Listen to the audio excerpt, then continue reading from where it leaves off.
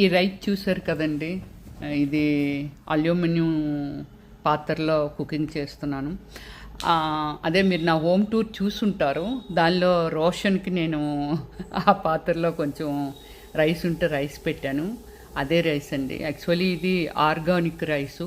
మా విలేజ్లో దీన్ని బర్రెల నుంచి వచ్చిన ఆ పెంట ఏదైతే ఉంటుందో అది వేసి దీన్ని పండిస్తూ ఉంటాము. ఒక 50 kgs ఇలాగా తెప్పించుకొని ఇవే మేము తింటుంటాం అన్నమాట. యాక్చువల్లీ వీటిని కుక్కర్లో పెట్టి తింటే అంత